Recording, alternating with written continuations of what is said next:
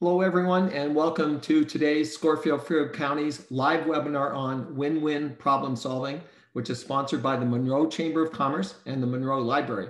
I'm Bob Hogan, the webinar coordinator today and a business mentor here at Fairfield County. I'm going to be your host, and prior to starting today, I'd like to invite one of our sponsors, Beth Stoller from the Monroe Chamber of Commerce, to say a few words. Beth, if you could unmute and introduce the webinar rather. Good morning, and thank you very much for having me. On behalf of the Monroe Chamber of Commerce, the Edith Wheeler Memorial Library, and SCORE, I would like to thank you for attending today's webinar.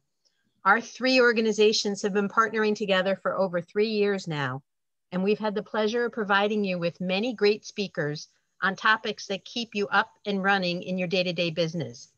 Some of you may remember that Steve Gardiner had already spoken to us earlier this year. As it happens, there were 6 people who were physically in the room at the library. That's because it was at the beginning of March, COVID had just started, and everybody was afraid to come out. That's why we were delighted when we could reschedule Steve for his presentation today. It was great then, and I know now that more people will be able to benefit from it.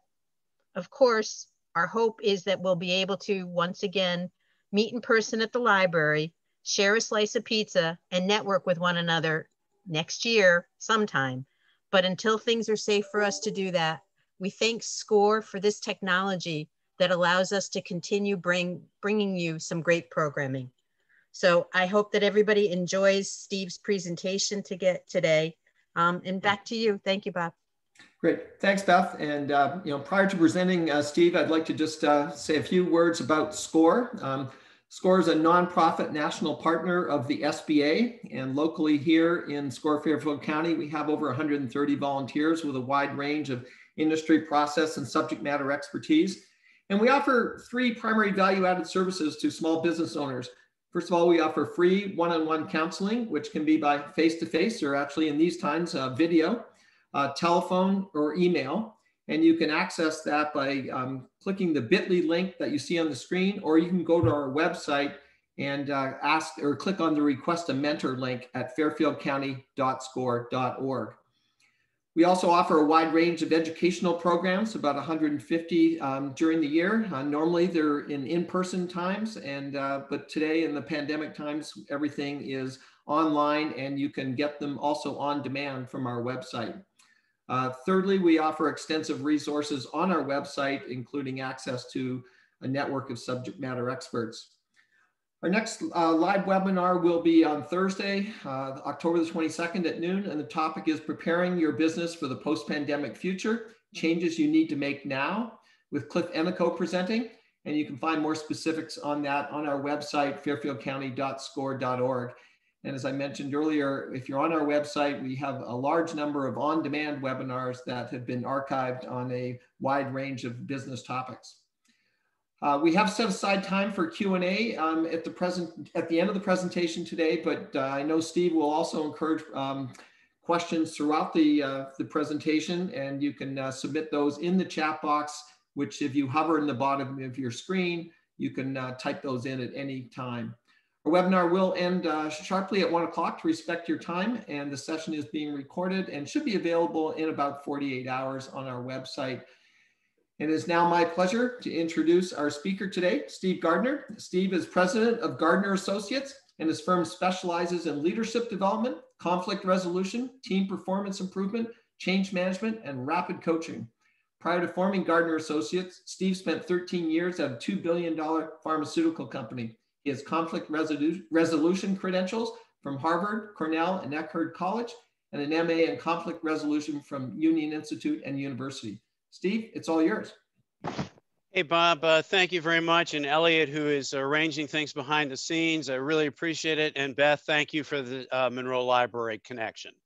Hey, it's really great to be with everybody today. One other thing I wanted to say, in addition to working in the pharmaceutical business, I spent 17 years running leadership management development at Champion International, which was headquartered down in Stamford, Connecticut. The last year I was there, it was International Paper. And it was while I was with the paper company that I became very, very passionate about win-win problem solving, because we used this approach that was made popular by the Harvard Negotiation Project to really radically improve the relationships between the union leadership and the management teams in all our facilities around the country. And I spent 3 years probably putting this on for joint, this program. It was a day-long session, but we did it literally dozens upon dozens of times with the joint union leaders and managers in the same room. So I know this stuff really works. The other thing is the kind of ideas, techniques, strategies we're going to be talking about today have successfully stopped wars. They've helped people who have disputes, whether individually or with teammates and colleagues, or very often we go in and help mediate disputes and increase collaboration between departments within an organization.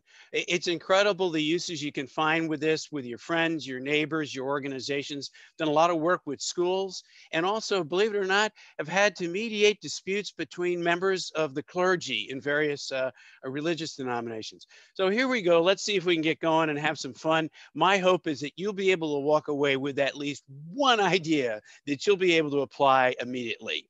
Now, when we were together the last time, a few of us at the Monroe Library, the day before Governor Lamont said that everybody had to go into not quarantine, but shelter at home, we would start off a session like this where everybody would pair up with a person next to them. I'd say, hey, please assume this position like this. The object of this next 15-second exercise is to win as many points as you can. Now, the way you would get a point was if you forced your other partner's hand down to the table. So again, the object was in 15 seconds to get as many points as you can. So I'd yell, go. And then we'd furiously watch people and what their solution was. And what was interesting, because this was really a layup to introduce it. In most disputes, there are 5 common ways of resolving them. One is avoiding it. That's when both people just decide it isn't worth it, we're going to walk away. And so sometimes in even a situation like this, some people might play that little arm wrestling game. They avoid it. Now, the question is, there are probably times in life when it makes sense to avoid a dispute. But I think you would probably agree that there are sometimes, if you continuously avoid something, it can come back and bite you. The same thing is accommodating. Accommodating means that you let the other person win, if you will. In this case, over the years, I've probably done that arm wrestling drill 200 times in the last 25 years. And there's always somebody who just lets their arm go loose and lets the other person get 10 points in 15 seconds. That's called accommodating, when you let the other person's needs, concerns, or interests rise above yours. Are there times when we accommodate? Sure there are. Just think, if you happen to be married, we're probably making accommodations all the time with our spouses. But can accommodating come back to bite you again? For instance, one of the things I did was, I was in the corporate environment. I bet you at least once a month over the years, I'd have somebody visit me who had been known as an accommodator. And very often they got a little tired of the reputation that sometimes they were known as a wimp because they seemed to always be giving up. I mean, that was a term that some people actually used. And so then one day, this accommodator, for whatever reason, decided, that was enough, and they would just kind of have a breakdown. So we got to be careful about accommodating. Then there's another thing. It's called compromising. Now, in compromising, we probably learned when we were in school that compromising was a great ideal. But for our purposes in the webinar this morning, I'd like you to think of compromising in this way. Both people give up something that they really want. It's as if somebody wanted to go to New York, and the other person wanted to go to Chicago, and they decided to compromise and each give up something and meet halfway. Where would they end up? Well, for years, I used to say it'd be somewhere in the middle of Nowheresville, Western Pennsylvania, until I got Google Maps and found out you end up pretty close to Cleveland, Ohio. Now, when I first started doing this with a paper company, we had a plant that made milk cartons out in the Cleveland area. And I used to go out there a lot 30 years ago. And in those days, Cleveland's come a long way, but in those days, they actually had a river that was so toxic that it caught on fire a few times. So you got to be careful about compromising. Then we had some people who would compete in that 15 seconds. But here's the question I have for you. And I'd love, we're not going to really have time to open this up for a chat, but I'd like you to think, are there some risks of competing to settle a dispute? And if we could open up our mics and have a quick dialogue, which we're not going to do, what people will usually say is, what happens is, if you think by definition in a competition, at the end of the competition, what are you left with? Somebody who is a winner and somebody who is a loser. And how does the loser usually feel? What kind of feelings or emotions might they be harboring? And people would say resentment, retaliation. They want to get back at the person. And maybe in life, you have seen an opportunity where somebody feels really good that they have won this round. But in the long run, the person who's at the short end of the stick, who is perceived as a loser, might be feeling so bad that they find a way to make life miserable for the quote unquote winner. So that's one damaging potential. And I've actually seen where a win-lose situation deteriorated into a lose-lose because the loser felt so bad. The other thing that we would sometimes see in that opening exercise is we'd see somebody or a pair competing, and I'd see their white knuckles as they each pressed as hard as they could. I'd see the veins in their neck starting to protrude as they grunted and groaned to try to get a point. And as a result, in 15 seconds, neither one of them got a point. That's another danger of competition. And by the way, I've seen this many times where at the 15th seconds, just as we're ending, two people, one person finally slams the other person's hand to the table. They get a point. They sit up straight. They puff out their chest. They're feeling very good until they found out that there was another group in that room that day at the workshop who used a collaborative approach. And people, you've probably seen this drill before, the famous arm wrestling drill. And the way people collaborate is they go back and forth. One person gets a point, then the next person gets a point. It goes back and forth, back and forth. And so they get 10 or 11 points apiece compared to the person who competed who only got one. Now that's a silly little drill just to illustrate the point that these are the 5 major ways that people are able to resolve disputes. And what we're going to do with our remaining time today is take a look at this collaborative, cooperative approach. Now, maybe the way that way to quickly depict this is the famous story about 2 sisters who are arguing over an orange. And I'm going to use a couple of terms here that are really fundamental to the win-win approach to solving problems. One is called taking a position. This is the initial demand you make. And in this case, each sister is making a demand. They say, I demand that orange. The other sister says, I demand that orange. And in addition, they get so mad at each other, they start calling each other nasty names. Finally, what they do is they pull the all-American compromise and they cut the orange in half. But if you see their faces, are these 2 happy sisters? No, because it turns out they did not get what they wanted. If they had taken this simple time to ask a question that any 2-year-old can ask, and that is, sister, why do you want the orange? They would have uncovered what we call the interest. What is the interest in the orange? And as it turns out, their interests were, one needed the peel from one complete orange to cut up for a recipe that she was making. The other sister was going to be eating an orange. Her doctor had told her to eat one whole piece of fruit. Well, by compromising, neither one got what they really were interested in. So the first thing that we want to do in win-win problem solving is, rather than demanding and making nasty or calling people nasty names, we want to take a look at what we call the win-win principles to come up with a solution that's good for both parties. If they had said to each sister, what do you need for the orange? If one needed the peel and one needed the fruit from one whole orange, the obvious answer is the win-win solution would have been to take the whole orange and peel it. So that's what we want to talk about is, oh, by the way, something else before I go on. Not only does each sister have their own unique interest in that orange, they each have their special, unique desire for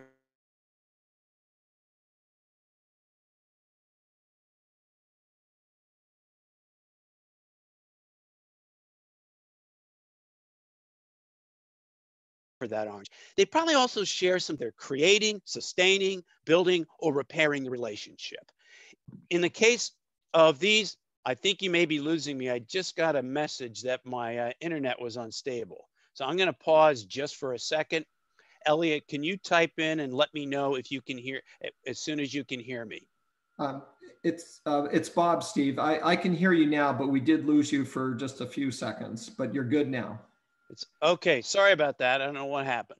But anyway, what happens is in every case, people have some kind of shared goal or what we call a mutual interest.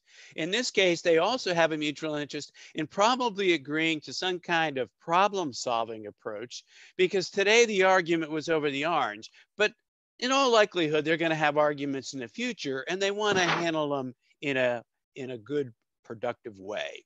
So here are the win-win principles. These were popularized by the Federal Mediation Service, the Harvard Negotiation Project, and some of you might have read them in Steve Covey's book. The first thing is we want to focus on issues and not personalities. And this was violated by the two sisters in the orange who were calling each other nasty names. But the problem with making a demand and calling people nasty names is it just usually escalates the conflict. The second thing is to focus on interests and not demands. You really want to find out why the person is taking the position that they do. In this case, by asking, hey, sister, what's your interest in the orange? What do you really, really, really need it for? They would have discovered one needed the peel, one needed the fruit. So those are the interests. The other thing is, as I mentioned, they have both what we call separate interests. In the separate interests, one wanted the peel, one wanted the fruit. They also had those shared or common mutual interests. And the next thing is, it's important to evaluate before they decide which solution they're really going to have, is they evaluate the options with standards and not power. We'll talk about that last one in just a few minutes. I'd like to give you a couple of other quick examples of some cases of where people could use some win-win principles. I'd like to pretend we were back in the library and we had two people who were really arguing. And one person was getting pretty loud in their demand saying, hey, I demand that you close that window. The other patron said, I insist you open the window. Well, the librarian was schooled in win-win principles, and the librarian went over to the two people who were arguing, and she simply asked each one, why do you want the window closed? That was the position. And to get at the interest of that person, she asked, why do you want the window closed? And the person responded, because that open window has some wind coming through and the draft is causing my papers to scatter. When she asked the second protagonist, why do you want the window open? Their interest was getting some fresh air. It was all stuffy. At the same time, I'd also suggest, think about this for a second. What are some of the mutual interests that people have in going to a library? And it's probably things like this. They want to read, they want to study, they want to do some research. They're probably looking for some peace and quiet. So now the third party in this case, the librarian who has been schooled in win-win principles, now knows what the mutual interests are. She knows what the separate interests are, and she comes up with a win-win solution. I'm going to go back, and what she ends up actually doing is she closes the window that was causing the draft very close to the two people who were arguing. So the first person got what they wanted. They now had their papers on the desk, not on the floor. And then she went down a little further in the room and opened up a gigantic double window, allowing plenty of fresh air. So everybody won in this case. The librarian could go back to doing whatever librarians do, and all of the other patrons weren't being disturbed by these two people having the argument. Let me give you an historical case of where these win-win principles came to bear. Some of you may have studied something in your history classes that back in June of 1967, there was a 6-day war in the Middle East. And prior to that 6-day war, Egypt had, as part of its territory, the Sinai Peninsula. But in that 6-day war, Israel took it over. And for 10 years, there was an incredible argument between Egypt and Israel. The Egyptians demanded it back.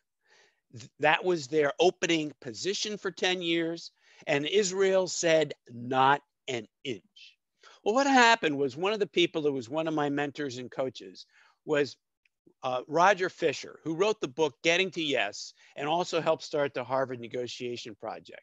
He went down to Washington, D.C., and he taught Jimmy Carter, who was president, the win-win principles that we're going through today, and actually did some of the same exercises that we're going to do. And he said, Mr. President, when you bring them to Camp David, let's not get into any more demands, because for 10 years, these two sides were at it, calling each other murderers and thieves and all sorts of reprehensible names. World-class diplomats went and tried to compromise and said, hey, let's split it in half. And neither one of the groups wanted to compromise. But when they got to Camp David, Carter asked each side what were their separate interests. For Egypt, it was a matter of national pride and sovereignty.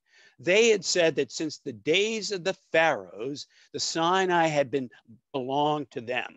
Over the century, the Turks, the Greeks, others the Persians had taken it. The French had taken it. The English had taken it. And now they were an occupied country by Israel, and it was a matter of sovereignty for them. That was why they wanted it back. When they asked Israel, why do you want to hold on to the Sinai? What's your interest in holding on to it? What concerns would you have if you gave it back? And they said, our concern is if we gave it back, the Egyptians would be able to put their tanks in forward bases in the Sinai that could hit our populated cities in a matter of hours. Or worse yet, they could put their jet aircraft and bombers in forward bases and hit us in a matter of minutes. So our interest, our concern is security.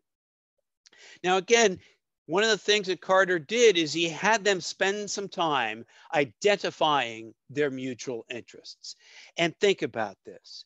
Even two countries who at war have some shared goals, some mutual interest. In this case, they were peace. They had never talked about this in 10 years. They both wanted to stop the killing. They both wanted to reduce their military expenditures. They both wanted to educate their people. They wanted to probably create more infrastructure, roads, buildings. They probably wanted to take care of the health and welfare. And it went on and on and on with that. But they had not talked about that for 10 years. Now, marrying the mutual interests they had and those overriding interests, and then with their separate interests, what Jimmy Carter suggested was a win-win solution.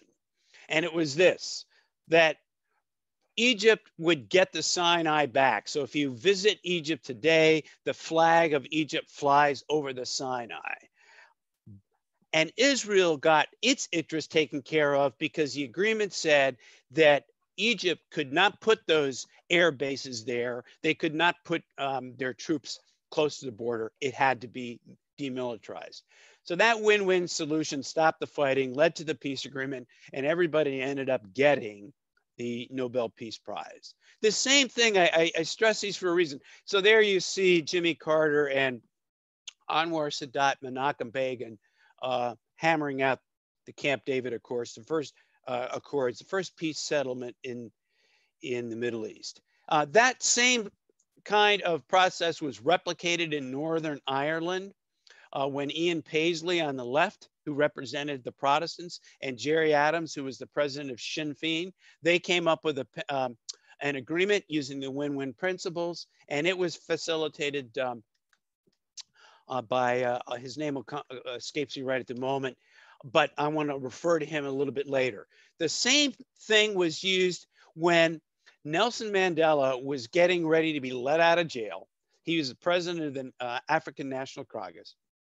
The clerk on his left was the in charge of the regime that was running South Africa at the time.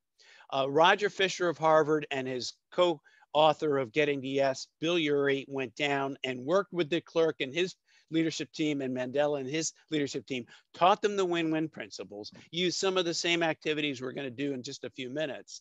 And as a result, there was a lot of people expected a bloodbath and a civil war when Nelson Mandela was let out of jail and the African National Congress took over the reins of power. And it was not a bloody war at all.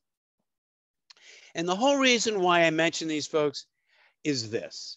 History tells us that we can stop wars, we can stop bloodshed by using these win-win principles. And I say, if we can do it there, do you think we could do it in the arguments that we have with in our family situation, in our neighborhoods, in our schools, in our organizations?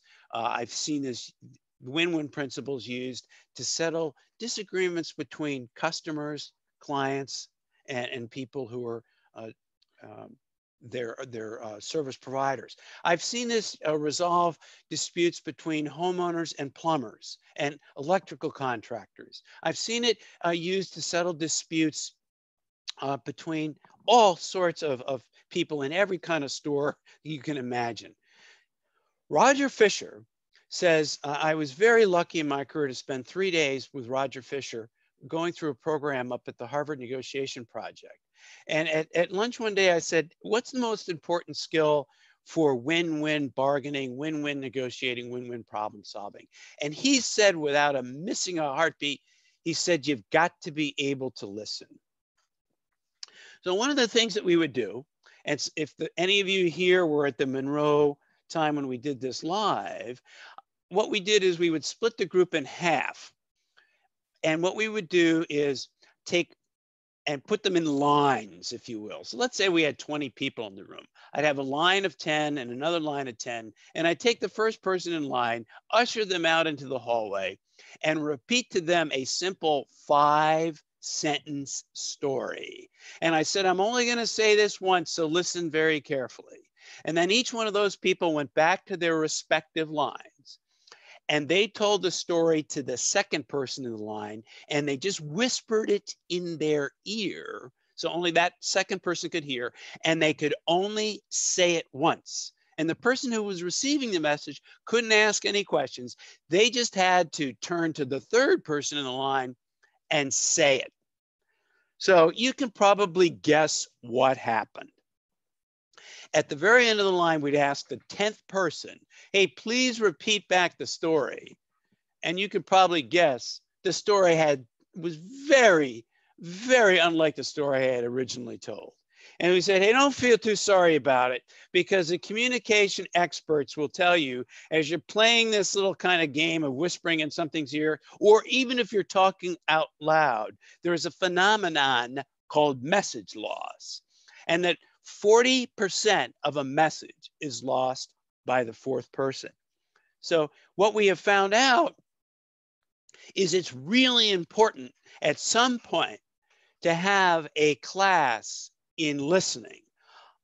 We're not going to take the time to chat right now, but I would normally love to ask people to raise their hand if when they were in elementary school, if they had a class in writing. And everybody, and that's a communication skill, learning how to write. I then say, did you have a class in learning how to read? Another communication skill. And everybody puts their hand up. And then I said, maybe around the 6th grade, you had a teacher who said, okay, everybody, next week, everybody's got to give a little short minute or a short 5-minute talk in front of the class, just an oral book report. And so maybe the teacher gave you some tips on how to give a talk in front of your classmates. But then I asked that, did you ever have a class where the teacher said, everybody put your pencils and papers and your books to one side, we're now gonna have a class on listening. I can tell you if we had a class of 10, 20, or 50 people, maybe one in elementary school had a class on listening. Hopefully somewhere in your career, you've had a class in listening, because the communication experts will tell you it's only when we've had a class in listening that we can really get good at it. Most people overestimate their ability to listen. I'm just gonna put up a couple of things. I'll never forget, I was down in Texas teaching this, and a fellow said, my daddy told me you can't listen. I mean, you can't learn anything with your mouth open. You got to take the time to listen. Somebody else has said it's a great ratio that you got to listen twice as much as you talk. So here we got that dog with 2 ears trying to listen twice as much. It's a great ratio. I'll let you just read. I think one of the great listeners, with very good empathetic listeners, is the Dalai Lama.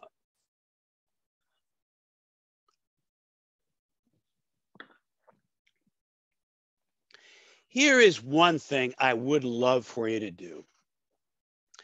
A lot of us know what great listeners do. I'd like to have you picture in your mind's eye the best listener you ever knew. What did that listener do that you knew they were really listening? I'd love for you to take a moment and open up your chat box and just put down some of the simple things that the best listener you ever knew, what did he or she do to indicate to you that they were focused and really paying attention? I'll read them out. They leaned towards you. They stayed quiet and they engaged. They asked open-ended questions. They displayed eye contact. These are tremendous things. These are really great. They had their hands folded and they leaned in. They repeated what I said in their own words. Terrific. So we all know what to do. It's just sometimes we forget these. And that's why I think it's so important. Roger Fisher said, you got to take the time to go back and practice these listening skills. Something else I heard repeatedly from really effective listeners, two other things I haven't seen on this list. This is a great list. But one of the things they did was at the in addition to repeating back, as Elliot said, in repeating back what they said during the course of the conversation, at the end they would summarize and they'd say, hey, Elliot, if I heard you correctly, one of your major concerns is this. Something you'd like to see is this. Something else that was a highlight for you was this. Did I miss anything? So they summarized the conversation, which really demonstrated to the talker that the listener really was paying attention, but it also gave him a chance to add or say, hey, yep, you got it all, Steve, or you missed one thing. Somebody else said, don't interrupt. That's one of the really common things. We're going to talk about that one in just a moment. Something else I saw very effective listeners do, particularly if it was somebody they were having a little dispute with.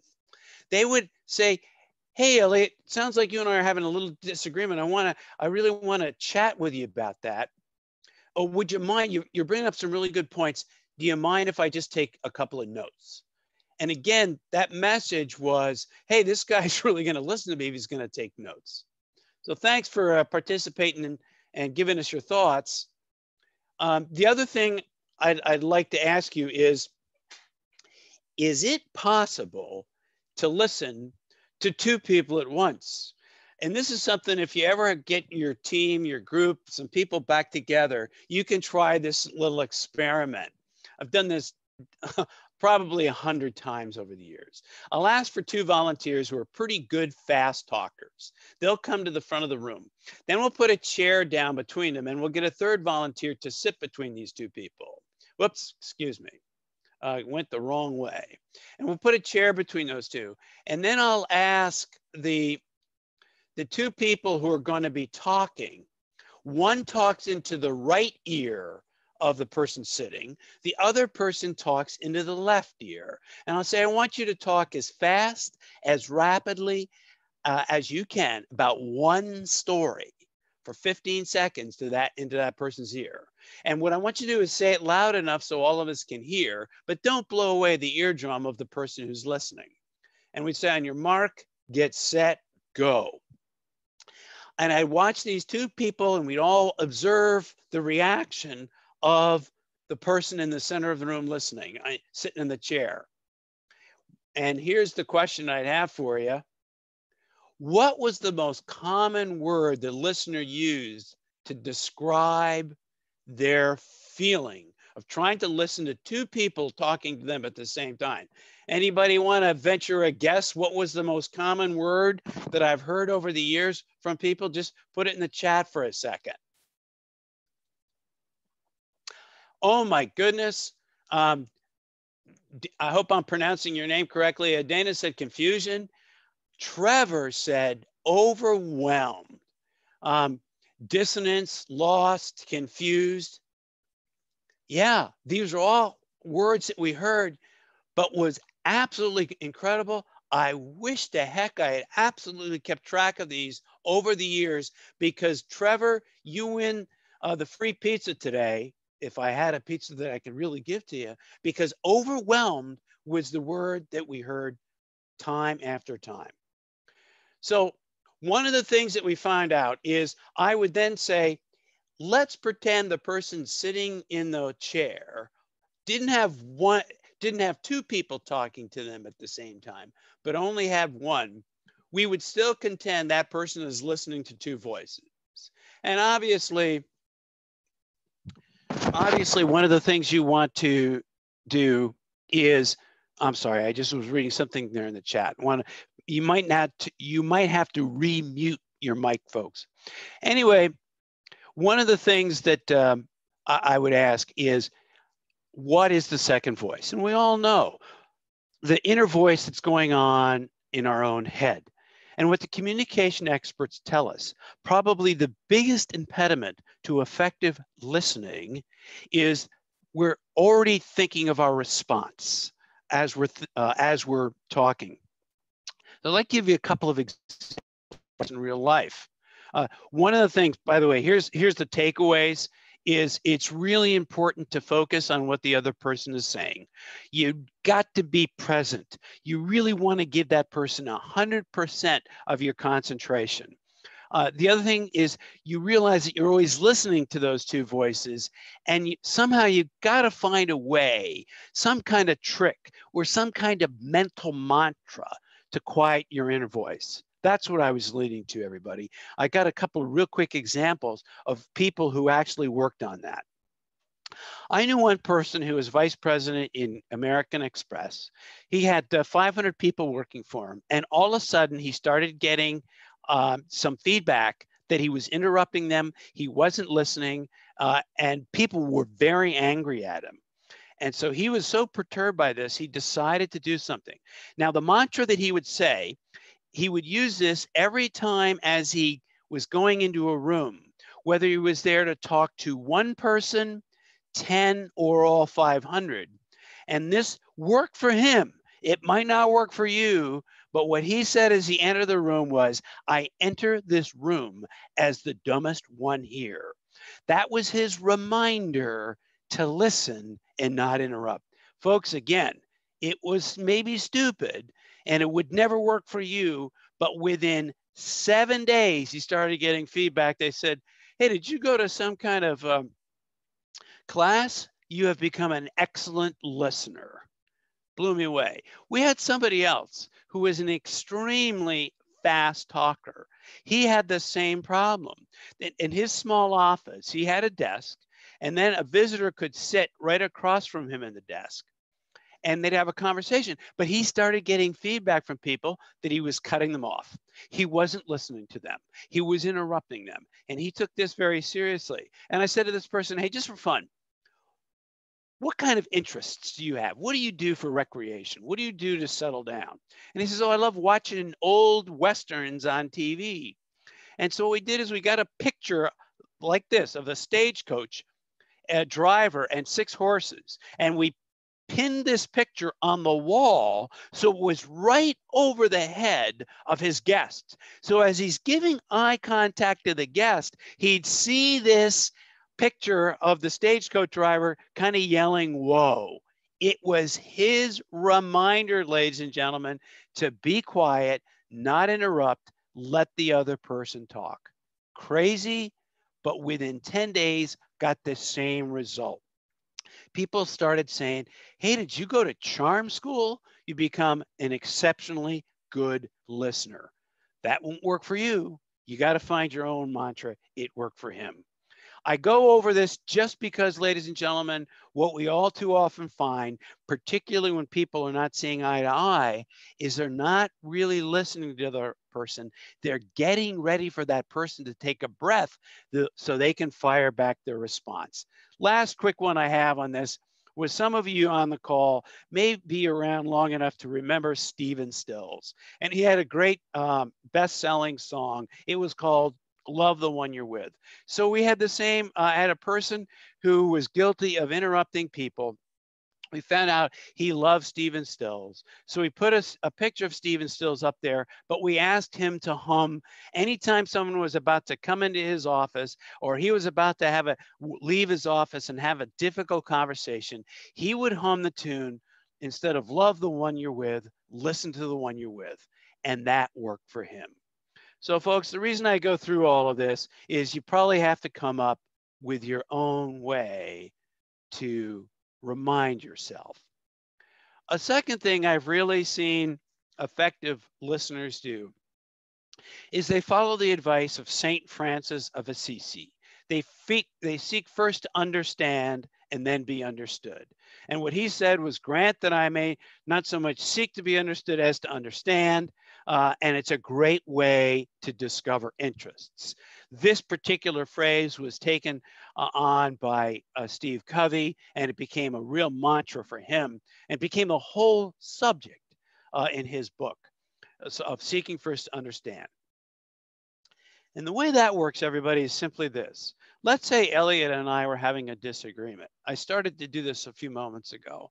And I would sit down with Elliot and I'd say, "Elliot, it's pretty clear we don't see eye to eye on this particular issue.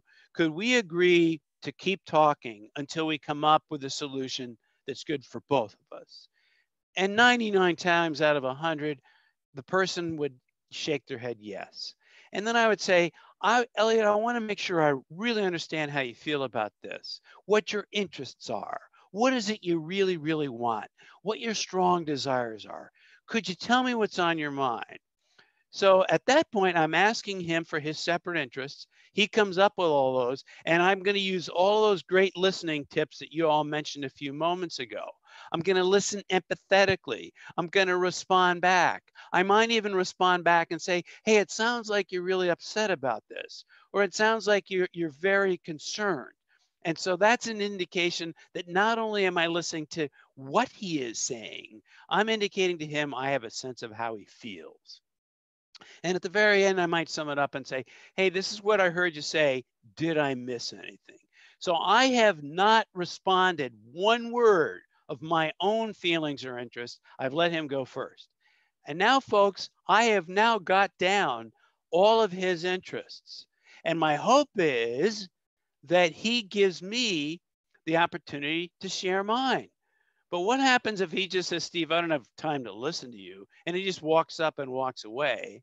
I would suggest to you I'm still ahead because I know what my interests are. I know what his interests are. And so that night I go home, I come up with I write a draft proposal. I see him the next day and I say, "Yeah, hey, Elliot, I really appreciate you taking the time to share your interests with me. I gave it a lot of thought last night and I put together a draft proposal. I think I've incorporated your concerns and your interests in it. Take a look and shoot it full of holes." So that's an approach you can use even if somebody doesn't practice listening with you. One last thing, extreme listening. This has been a mantra for me. I pretend the person that I'm listening to is either Mahatma Gandhi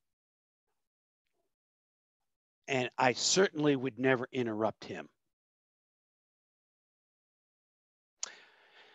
So Roger Fisher, who co-authored the book Getting to Yes that contained the win-win principles, his partner in writing that book, and who also helped found the Harvard Negotiation Project, which is a group of schools and organizations, unions, educational groups dedicated to spreading the win-win principles. What Bill Urey said, the most important thing is perceptions. And so we've only got a few minutes, so I'm going to charge through this. What I'd ask people to think about is if you were taking a drive and it was a beautiful June day and you're driving along and all of a sudden around the corner came a car, and as they got closer to you, they kind of got closer and closer, and they yelled out to you, "Pig." You were so angry that they called you a pig that you yelled something nasty back at them. You went around the corner, you put the pedal to the metal, accelerated, went around the corner, and ran smack into the pig. If we had time, I'd ask you to draw that pig, but we're not going to do that right now. But in your mind's eye, just think what that pig might look like as you approached it or ran over it. I've seen people with car tracks over the pig. I've seen a frightened pig. I've seen porky pigs drawn. I give people 60 seconds to draw it, to draw the pig.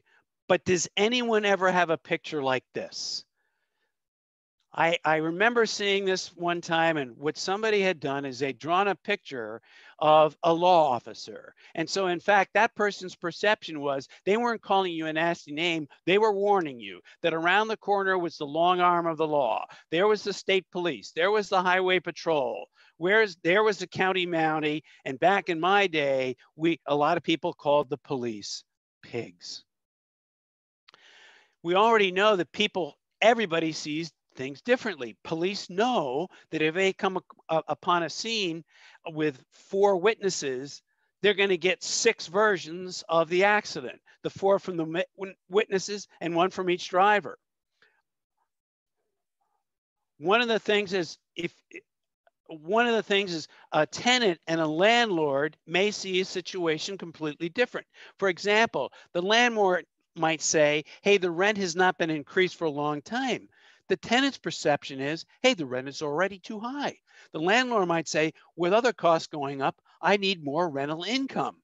The tenant might say, with other costs coming up, I can't afford to pay more for housing. The landlord could say, hey, he's given that apartment heavy wear and tear. The tenant's perception could go on, hey, this apartment needs painting. The landlord may say, he never pays the rent until I ask for it. The landlord says, I always pay the rent whenever the landlord asks for it. It goes on and on and on. We see the same things differently. So what this is all telling us is, remember, it's in the eye of the beholder.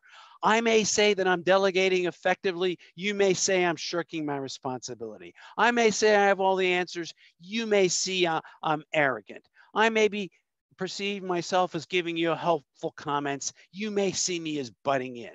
You get the feeling. We've got to make sure we understand. The last thing we want to do is we want to get creative with our options, ladies and gentlemen. So once we know what the interests of all people, we want to get creative.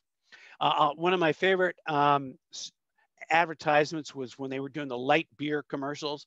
And what we'd have one group in this commercial was watching a TV in a bar, and they were shouting less filling, and they were saying, we want the high dive championships. The other group was saying, taste great, and we want the sumo wrestling championship.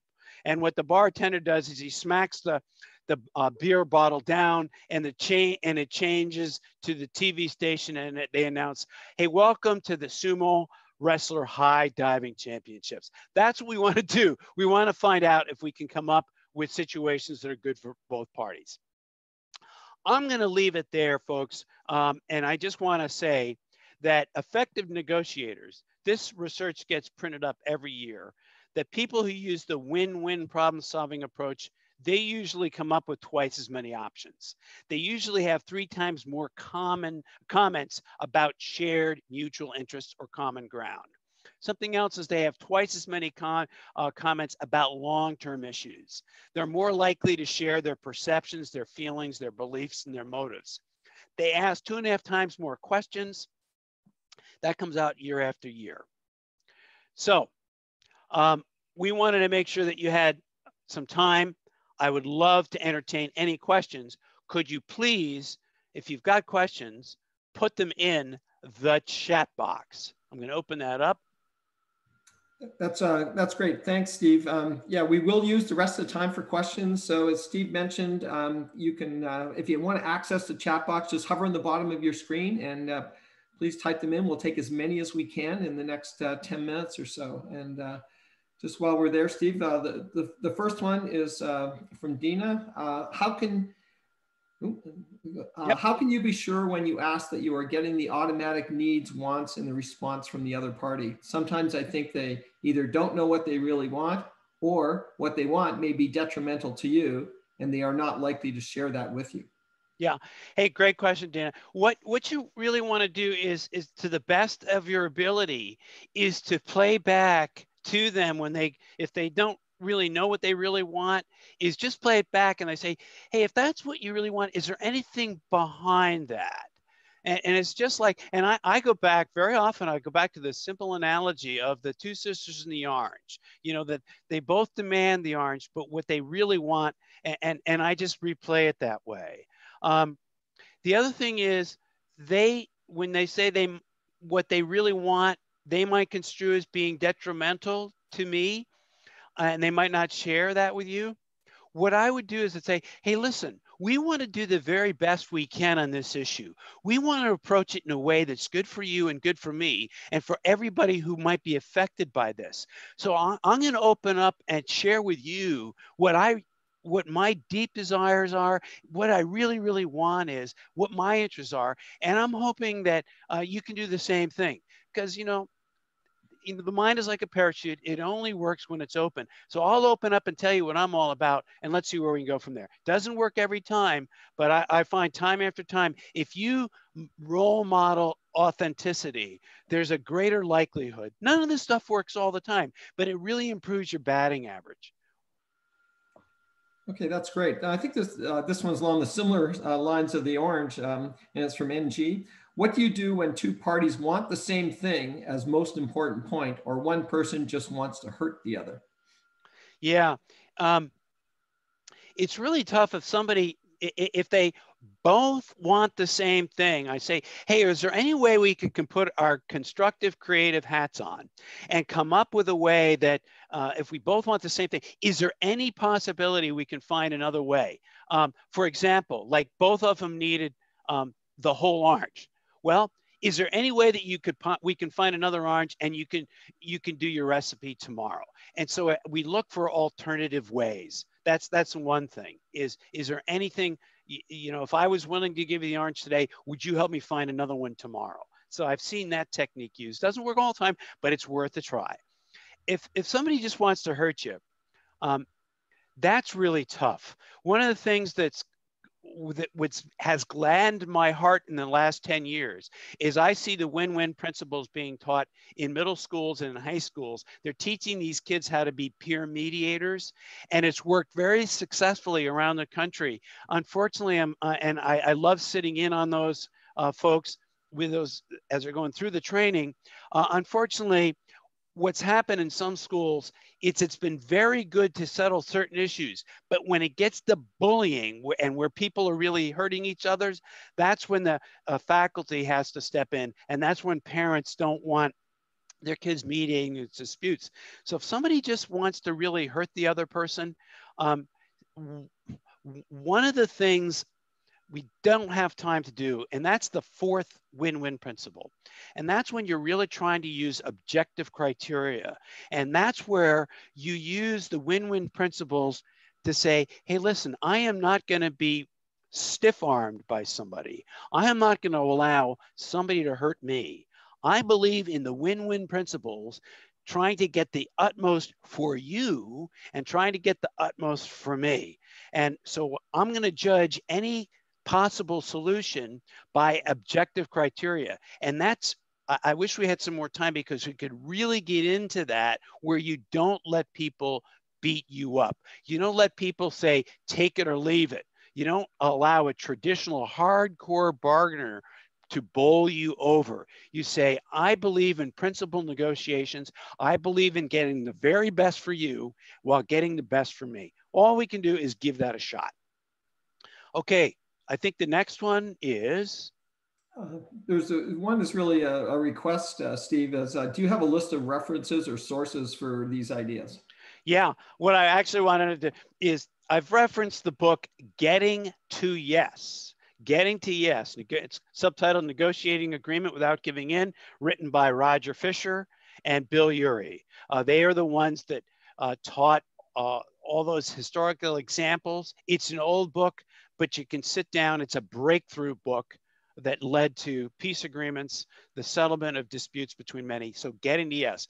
The second book I highly recommend is by Bill Urey. It's called Getting Past No, subtitle Negotiating Agreements with Really Difficult People. And in that book, Getting Past No by Bill Urey, who I got to know extremely well, went through workshops with him. We brought him into our company. The cover of the book, the picture is of a hand being extended to shake, and coming at them is a saguaro cactus, a prickly pear cactus. So how do you really negotiate with difficult people? Those are two really great books. The other thing is you can go online and go to Harvard Negotiation Project. They put a lot of stuff out online for free. Great sources. We have another question here from Pericles. If the speaker is going on and you want to ensure your understanding of what they are saying, how do you do it without interrupting them? Thanks. That's a great, Pericles, that's a great question. I like to have fun. And so I wish you could see my finger. I would just with my hands, the old timeout kind of hand, and say, I would just look at them with a big smile on my face. I'd use my hands right below my face, using the timeout, and say, hey, and just say, hey, and see if you can get their attention and say, hey, I want to really make sure I'm understanding your interests, your concerns, your desires, your fears, what it is you really, really want. And so is this what you're saying? So I find a way to try to interrupt without interrupting. Hope that answers it, Pericles. No, that's great. We don't have any more in queue right now, but we do have a minute or two for any last questions. If people want to submit one last question for Steve, we'll just hold here for a minute.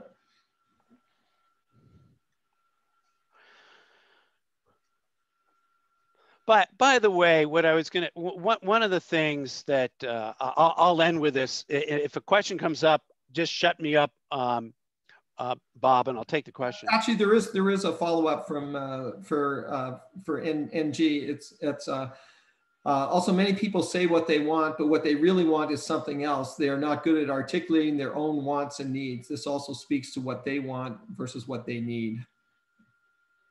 One of the things that's a very successful technique is if you're about to have a conversation with somebody that you're having a disagreement with, is anticipate in advance, what do you think they want?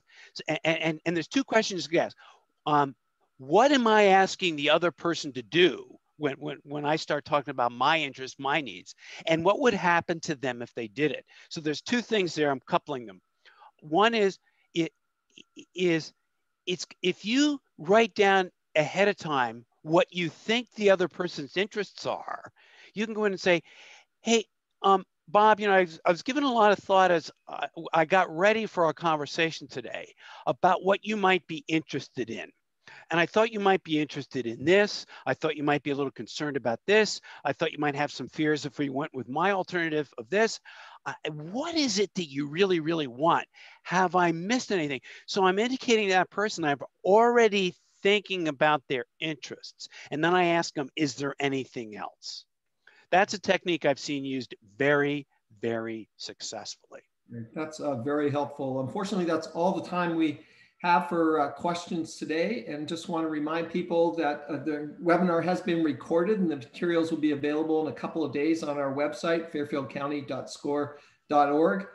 Our next live webinar is on Thursday of this week, October 22nd at noon. And the topic is preparing your business for the post-pandemic future, changes you need to make now, and with Cliff Enico presenting. And again, SCORE offers free individual counseling, so you can use the link that we put on the screen earlier. And we would also ask you to help us out by filling in your evaluation. So on behalf of SCORE, I'd like to thank everyone for attending our live webinar today. I'd also like to thank the Monroe Chamber of Commerce and the Monroe Library for their help in planning and sponsoring this webinar. And lastly, a big thank you to you, Steve Gardiner, for presenting today. And stay well, everyone, and have a great day.